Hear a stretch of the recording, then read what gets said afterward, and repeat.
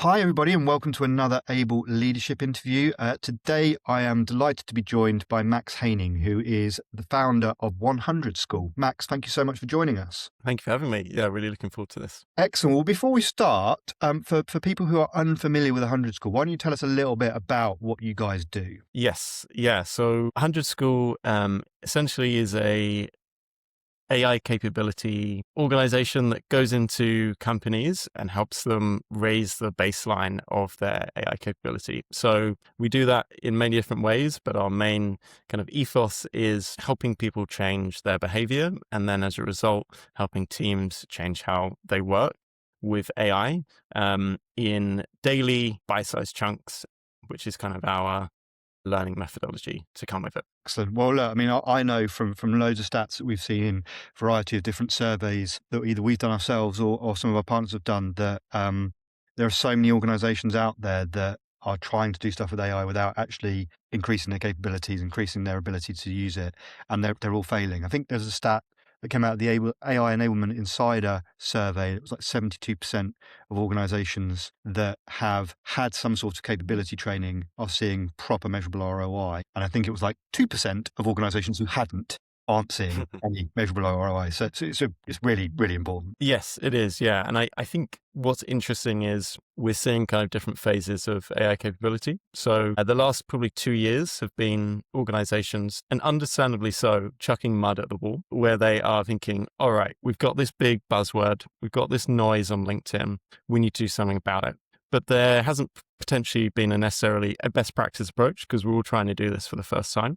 So there's been no manual playbook to follow, hence why lots of mud has been thrown, and some of it shouldn't have been thrown in the first place. But in the act of trying to do something, to trying to move the needle, or trying to look like you're doing something to kind of use this kind of new generational technology that everyone needs to kind of be astute at, there's been a lot of mess to kind of pick up. So we've seen the last 2 years of experimentation, and now lots of companies are thinking, we've done this experimentation, lots of mud is at the wall.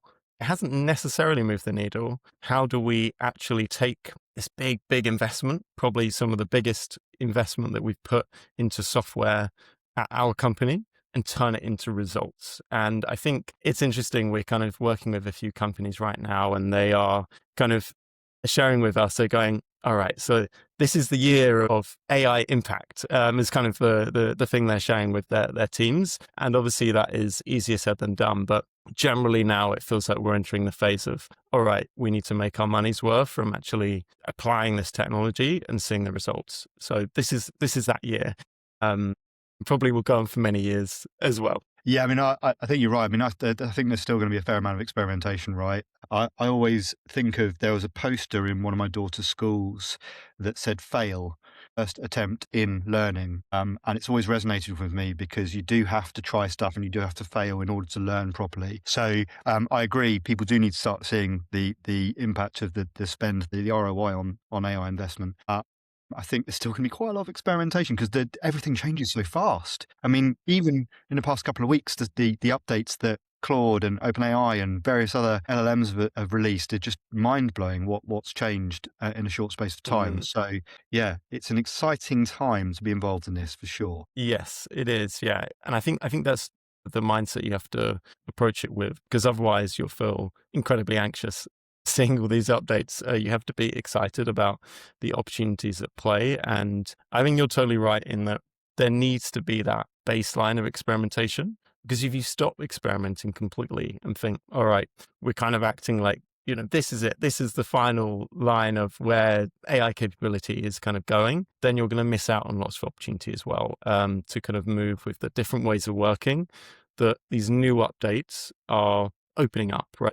So I know you mentioned the other day, John, that you're using a lot of co-work. Apple co-work has completely reimagined how you work, and it's enabled you to work while you've got loads of builders in your house doing lots of stuff, when you're maybe not in your kind of most deep focused flow state mode, and that's given you the space to do the same, if not more work, with this new technology. And that's not something that we had access to 2 months ago. So base of experimentation is still very, very important. Yeah, I mean, firstly, good memory. Secondly, yeah, I mean, I feel like it's a superpower, genuine superpower. Claude Coworker, it allows me to do so much more and then do other stuff, not necessarily relating to work, as you've mentioned. Given the pace of change is so fast, and given you are going into companies and helping them to try and understand what they could and should be doing, how do you stay on top of it? How do you keep up? Yeah. So I think the default approach that many companies take to keeping up is go, all right, we've got all these tools coming out. We've got all these new features being released every week by these tools. Let's just keep trying to add new workshops, new tools to try and keep up with the state of change. That is kind of the MO that we're seeing. It's like, let's almost have a shootout of workshops to give kind of our employees the best, the latest, greatest technology and features that they can use with AI. Now, that's not necessarily a bad approach, but what often happens with that is people are overwhelmed. People are trying to process AI in its current state, let alone the kind of latest, greatest features that are being released on a week by week basis. So there's a lot of overwhelm that comes with that approach, but also it's not sustainable. So it's a way of keeping up that feels like you're keeping up, but is actually adding more chaos and stress and anxiety to your team. So what we often kind of like to do is go 2 steps back from the features and the tools, which is what behaviors do you need to learn in order to be good with AI, so that even if a new feature releases, you've got that transferable skill set that allows you to learn that yourself pretty quickly. So you're agile enough to learn it versus going, all right, I need to wait for that next hit of a specific tool or feature tutorial that's going to help me extract this benefit of this new feature. Because if you wait for that, and if you have to wait for that, and that's spoon feeding, your organization isn't agile enough to keep up with the pace of change. So that's kind of how we just sort of high level kind of think about. I think that's really clever, and I think there's a lot that people could do to try and replicate that in their own organizations. I believe that there was a recent 100 school pilgrimage to San Francisco where some of your team went to meet companies like Anthropic and Meta. How did that come about? What did the team learn? Talk to me about it. Yeah. So last year, a few of us went to the ASU GSV conference in San Diego, which is like one of the world's largest kind of education conferences, where the dueling goes of the world all the way to Harvard, and then also kind of new shiny learning or edtech startups kind of come together over a few days. Now, this was kind of where the seed was planted for us. Going to this event where everyone was talking about AI, understandably, and they were talking about, all right, we need to help people and teams adopt it. But what we found interesting was not what they were saying, it was what they weren't saying. And a lot of people weren't saying, well, what does good look like? Before we even start learning this stuff, before we even start teaching it, what does good look like in terms of using AI? And there wasn't or didn't seem to be a shared baseline or benchmark for actually understanding, well, what does it mean to be great at AI as a person and then as an organization? So then that got us thinking, all right, before we even start or dare to start teaching teams or teaching individuals on this new technology, before we even do that, because that feels quite presumptuous in a lot of ways, we need to understand what separates those that are using it at the front line exceptionally well versus those that aren't using it as well. And what are the behaviors, the skills, the mindsets that can help anyone in any organization close the gap? So we went on a search on this pilgrimage to answer that question of, well, what does a good look like with AI? What is a benchmark that we need to set before we even teach it? So that's when we went to San Francisco and eventually went on the kind of in political terms, I think they call it like a listening tour, but sort of an observational tour of different people, companies, went to hackathons, just to see what are these, in SF terms, cracked founders doing to kind of extract or be at the front line or be in the top 1% of users.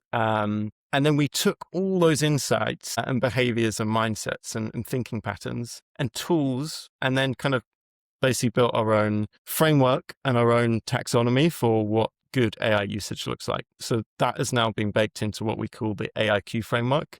And we then use that as the backbone for any curriculum, any educational support we give to companies and people. I mean, we've talked briefly about this framework previously. It sounds incredibly interesting. What other detail can you give us about it? Like, how do you use it?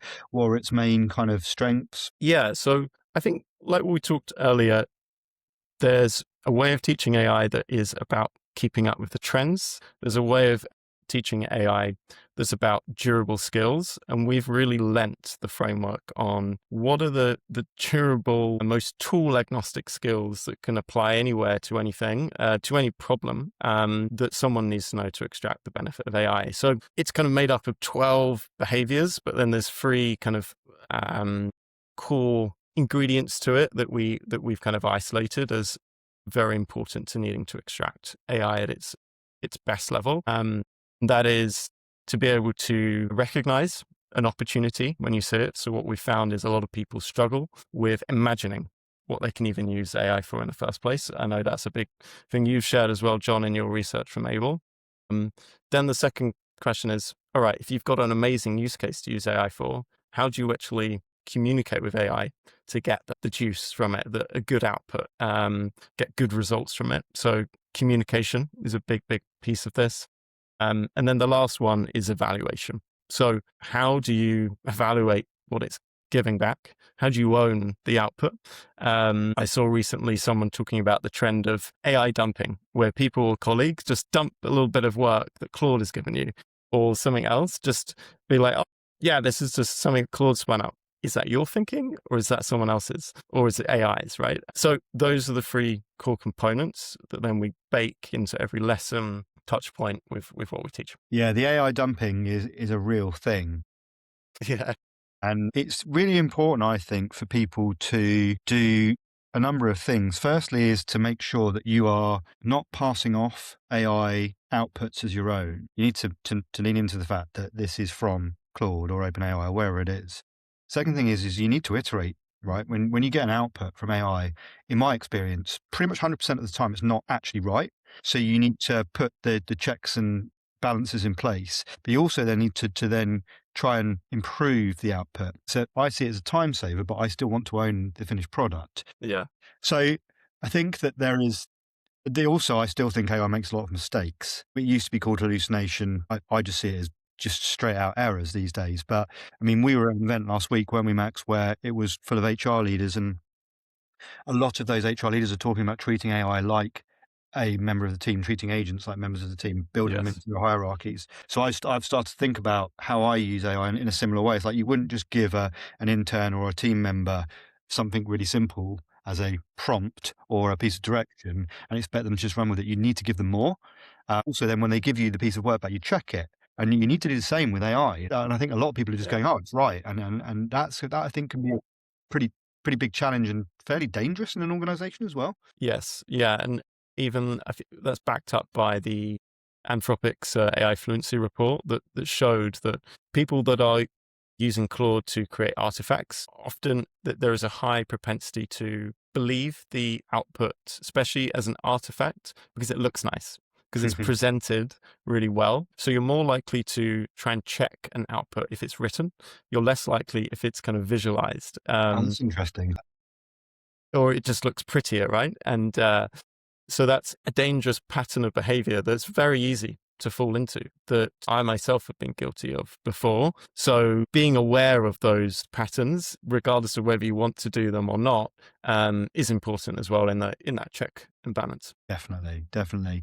Well, look, changing the subject slightly. So in your opinion, what does it mean to be AI native in this day and age, especially for an established team who are trying to rewire how they work and move out of the more old school ways of doing things? Yeah. So I think it's an ongoing definition. And I think there's, as we said, as the tools changes and the capability changes, the definition will likely change as well. But I see at the core of it a set of habits, an order of habits that your team is habitually using AI in a way that they are proactively and systematically applying AI to their individual tasks, but then collectively using skills or versions of that, whether that's in Claude or other of the kind of large language models, that centralizes that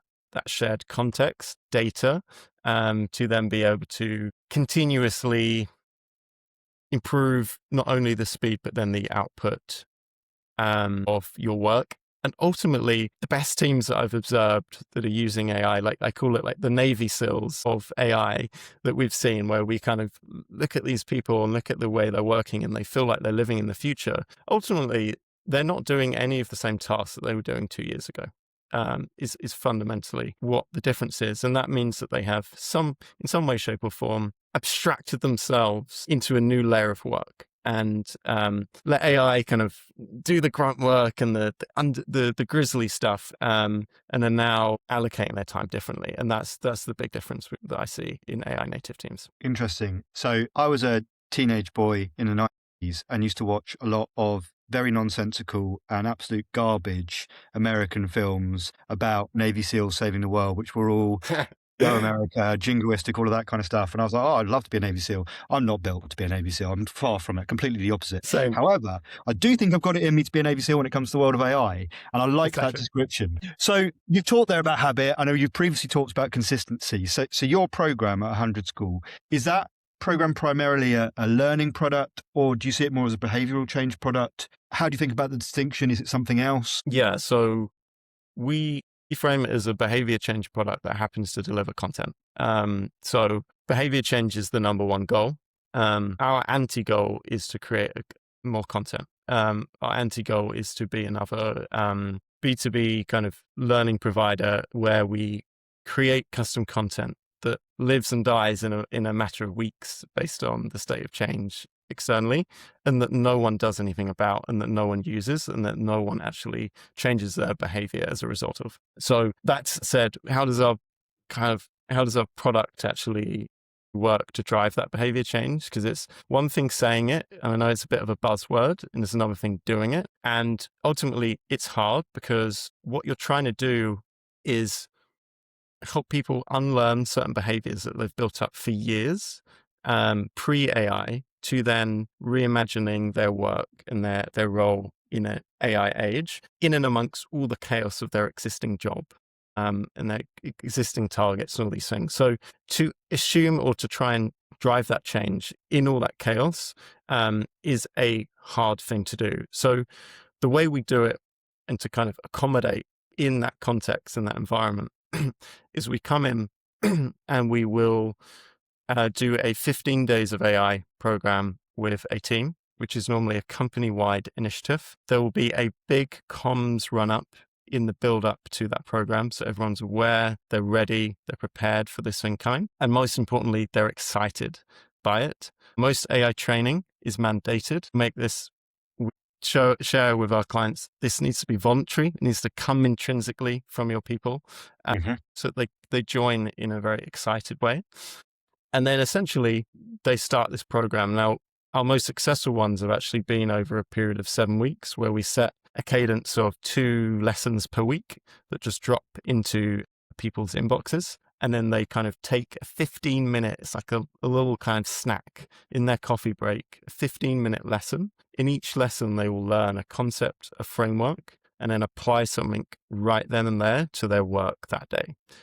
So it kind of instantly hits them with value in that day. So they're not messing about trying to do something that is separate from their flow, which is also something that keeps people going back to the next lesson in the series. So, and then the last layer of that kind of system that we think is probably the most important part is the cultural layer. So side by side this going on, we will run a Slack or Teams environment side by side it, where everyone shares what they're learning, and that becomes visible to all the organization. So that is where the cultural tipping point happens. If people aren't on the train, they see this energy, this groundswell of energy with people learning and getting those wow moments, and start to reconsider whether they actually should be using AI or not. And that's where we can then pull the rest of the organization into a more AI native, or to start learning. I mean, it sounds fascinating. I mean, trying to change human behavior is a very, very hard thing to do. I know this from personal experience.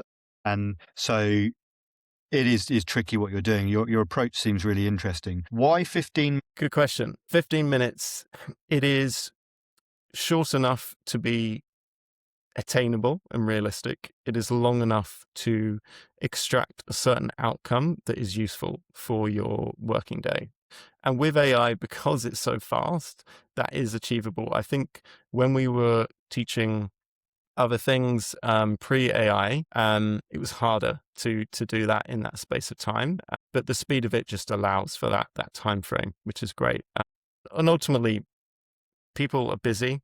People's jobs are high intensity. So that 15 minutes just becomes manageable enough in a coffee break or lunch spot for most people. But it's still an ask. It's still an ask. Yeah. I love it. I'm a big fan of 15 minutes, and I'll tell you why. So as you know, we're an Please. events business as well as a Yeah. media business. And I campaign long and hard with my colleagues and our potential speakers about why they should only speak for 15 minutes at one of our events. And my reasoning is very similar to yours, is that human beings have a far reduced capability to concentrate for periods of time these days because of the bombardment of noise they get from a variety of different sources, mainly laptops and phones, obviously. And so to try and ask humans to concentrate for longer than that becomes harder and harder.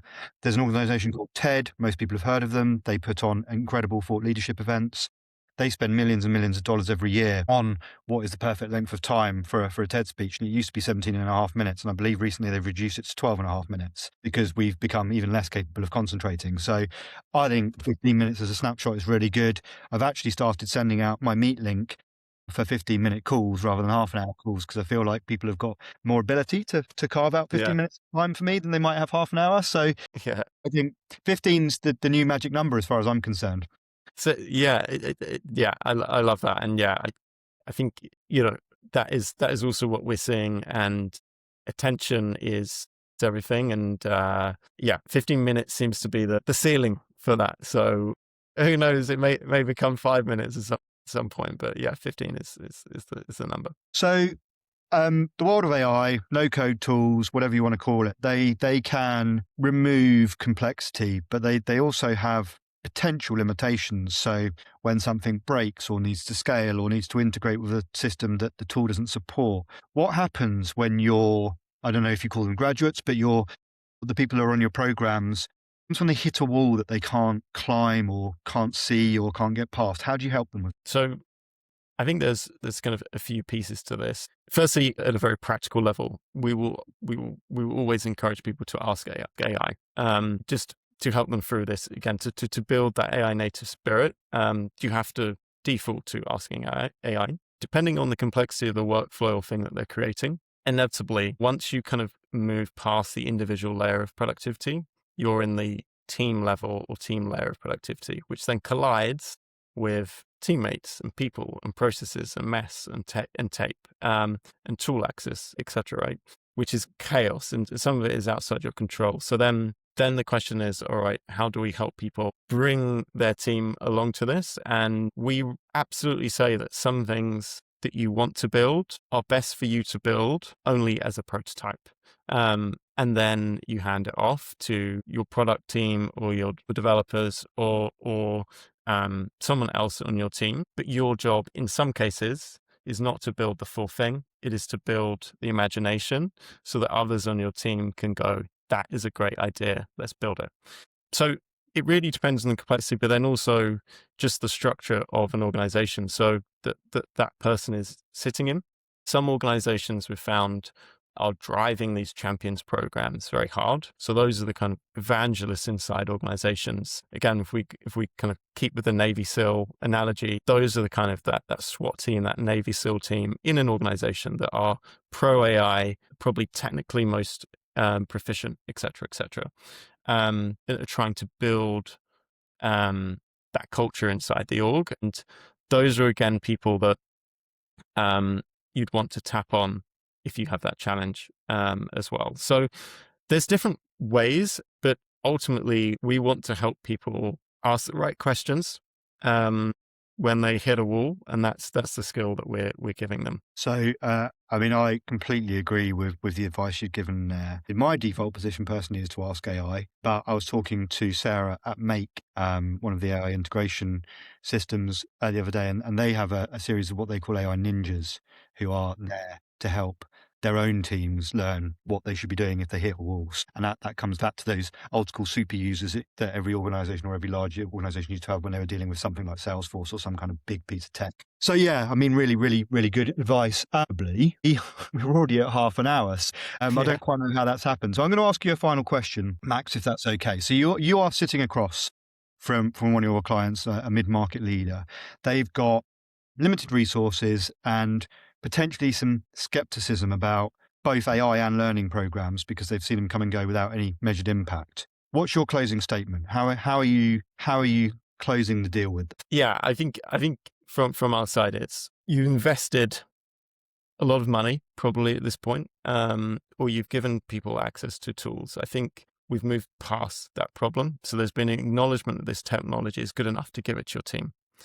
The problem is that you haven't given them an activation point that helps them structurally implement this into their everyday work and teams environment. So there's a big gap between the investment that you've spent already and the impact, which is what I said at the start. And in order for you to start seeing this impact, you need to do two things. You need to give people a structured way of learning this that is digestible and embeddable in their daily flow of work. So you need to give people pathways. You can't give people chaos. You can't give them tons of workshops here, there, and everywhere. You need to give them structure, pathways and progression and a journey.